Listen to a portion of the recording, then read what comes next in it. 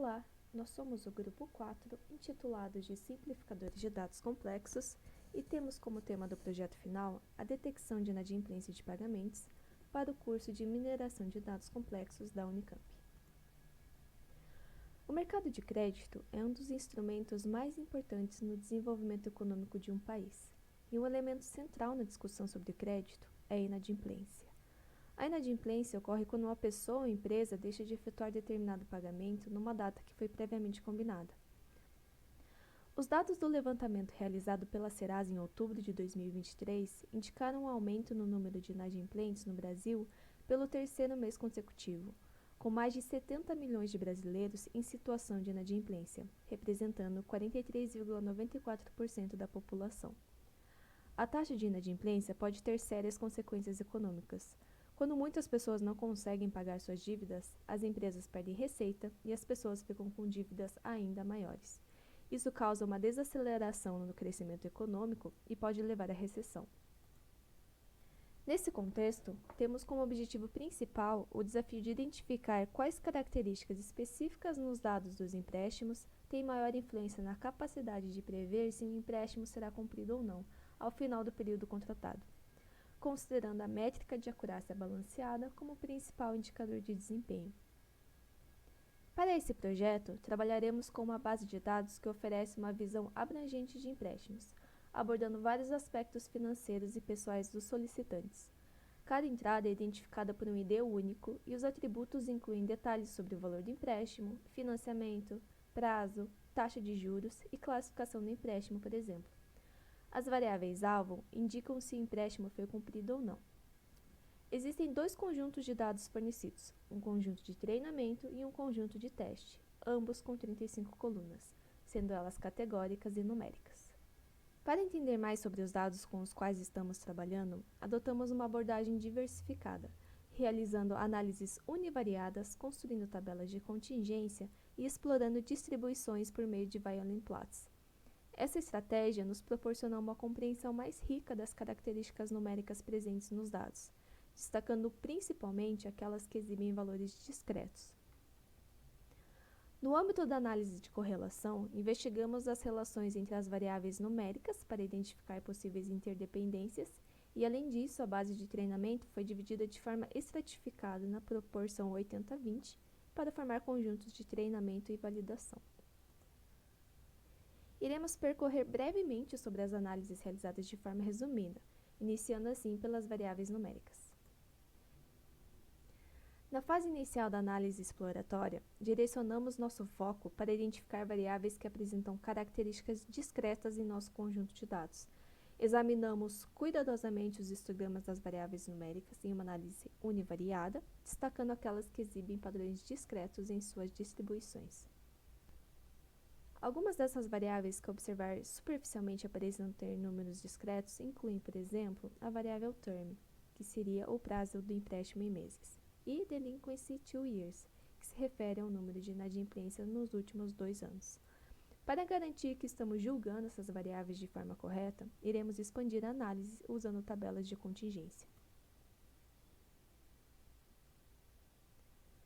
Avaliando a tabela, percebemos que temos variáveis que parecem ser discretas no histograma, mas na realidade são contínuas. As variáveis discretas geralmente terão contagens distintas para cada categoria, e o número de categorias será finito. Isso pode ser observado olhando para as contagens únicas e os valores individuais de cada categoria. Por exemplo, na variável term, você tem contagens distintas para cada valor, 36, 58 e 59, sugerindo que é uma variável discreta. As variáveis contínuas tendem a ter uma ampla gama de valores e podem ter uma distribuição mais suave. Por exemplo, Total Received Late Fee, que se refere ao total de juros recebidos sobre o empréstimo, Recoveries, que representa o valor recuperado após a inadimplência. Todas essas variáveis que estão em cinza, elas serão consideradas contínuas, pois a contagem de valores únicas é alta. A coluna Accounts Delinquent só possui valores com zero, então ela será desconsiderada. Ainda analisando as variáveis discretas, podemos analisar ainda a questão da frequência relativa das classes de cada uma dessas variáveis. Ao analisar os resultados, podemos concluir que as contagens são muito semelhantes entre as duas classes, indicando que elas não têm uma capacidade distintiva eficaz na diferenciação entre casos de inadimplência e não inadimplência. Voltando para as variáveis numéricas, inclusive aquelas que concluímos ser contínuas, mudaremos o modo de visualização para um Violin plot. O Violin plot é um gráfico estatístico utilizado para visualizar a distribuição de dados numéricos em distintas categorias ou grupos. Ao analisar esse gráfico, observamos que a distribuição das variáveis numéricas apresenta uma simetria notável, de maneira semelhante ao que foi observado nas variáveis discretas. Essa simetria sugere que as características numéricas também não exibem padrões significativos que diferenciem claramente casos de inadimplência e não inadimplência. Se formos analisar agora com uma correlação, verificamos que as variáveis numéricas mostram uma correlação muito fraca com a variável resposta, com todos os valores tendendo a zero.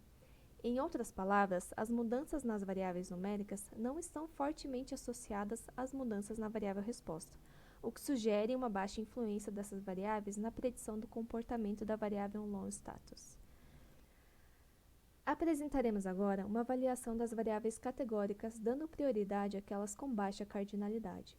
Aqui, chegamos à mesma conclusão obtida nas variáveis numéricas. Os valores apresentam resultados semelhantes entre as duas classes e não nos ajudarão no nosso objetivo.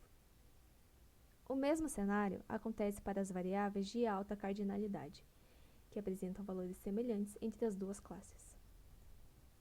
Ao avaliar o loan title, que se refere ao tipo de empréstimo, as categorias com maior representação em termos percentuais e contagem são refinanciamento de cartão de crédito e consolidação de dívidas. Nessas duas categorias principais e em outras, identificamos erros de digitação e falta de padronização. Esses ruídos e confusões nos dados, que provavelmente surgiram quando o conjunto foi criado, prejudicam bastante a qualidade das informações.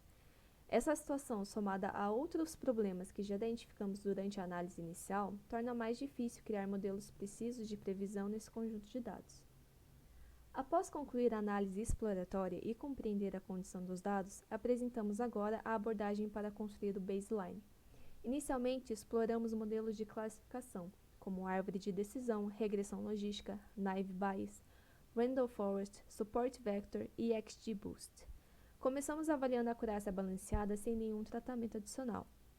E, em seguida, conduzimos experimentos com técnicas de balanceamento, incluindo undersampling, oversample com o uso do Smoot, e em casos específicos como Randall Forest e XGBoost, também realizamos experimentos com Label Encoder mais o Grid Search. No entanto, mesmo após essas tentativas, alcançamos um resultado próximo ao aleatório. Essa constatação nos levou à conclusão de que nosso baseline será estabelecido sem muitos ajustes. Para os nossos modelos alternativos, iniciamos com o modelo XGBoost sem balanceamento. Para aprimorar o pré-processamento antes de treinar o modelo, aplicamos a técnica Power Transformer no Scaler, uma transformação usada em variáveis numéricas para ajustar a distribuição, tornando-as mais simétricas ou próximas de uma distribuição normal. Além disso, empregamos a técnica Pairwise Combination, que cria novas características combinando pares de características existentes no conjunto de dados, buscando capturar interações ou relações não lineares. A PCA, que é uma técnica de redução de dimensionalidade, foi utilizada após o pré-processamento com Power Transformer e Pairwise Combination, na tentativa de simplificar a representação dos dados antes de treinar o modelo XGBoost. No entanto, mesmo após a aplicação da PCA, não conseguimos perceber a formação de clusters, pois as dimensões principais extraídas não conseguiram separar de maneira eficaz as classes de default e non-default. Nosso segundo modelo incorpora técnicas de balanceamento, utilizando a abordagem Smoot-INN. Essa técnica visa equilibrar as classes no conjunto de treinamento, combinando a geração de exemplos sintéticos da classe minoritária pelo Smoot com a aplicação do Edit Nearest Neighbors. O Smoot, então, vai criar instâncias sintéticas para a classe minoritária, enquanto o INN remove instâncias consideradas ruídos da classe majoritária. Em seguida, treinamos com o modelo XGBoost, usando o conjunto de treinamento modificado resultante do processo. Essa abordagem busca atenuar o desbalanceamento de classes, aprimorando a capacidade do modelo de lidar com um conjunto de dados em que a classe minoritária é subrepresentada. O nosso terceiro modelo é o Ensemble com AutoGloom. O Ensemble refere-se à combinação de vários modelos para melhorar o desempenho preditivo. No contexto do AutoGloom, a técnica de Ensemble é automaticamente aplicada, permitindo que o AutoGloom selecione, ajuste e combine modelos de forma eficiente. Ao lado, podemos visualizar alguns dos modelos que foram considerados no Ensemble e fazemos uso do valor do Score Test para avaliar o desempenho de cada modelo. Para concluir, realizamos testes com o Ensemble contendo diversos modelos de classificação, como você pode observar na tabela. Essa abordagem incorpora uma variedade de algoritmos, cada um com suas características distintas.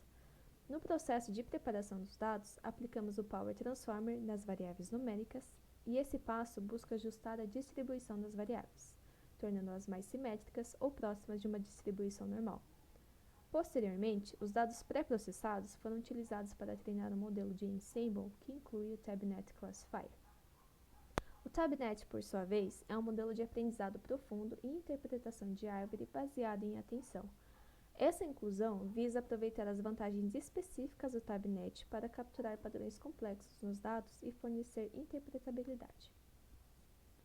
Apesar dos nossos esforços na implementação de modelos, tanto no baseline quanto em abordagens alternativas, alcançamos apenas acurácias balanceadas que permanecem em torno do valor de 50%. O que nos levou a concluir que, apesar de não alcançarmos uma acurácia balanceada satisfatória em nossos resultados, isso nos instigou a explorar diversas aplicações de modelos, variações de parâmetros e estratégias. Ainda identificamos potenciais melhorias de incorporar interpretabilidade nos modelos, ajustar hiperparâmetros, implementar validação cruzada e explorar mais técnicas avançadas de engenharia de características. Este foi o nosso resultado até aqui. Agradecemos aos nossos colegas de grupo, professores e mentores pela oportunidade de aprendizado. Obrigada.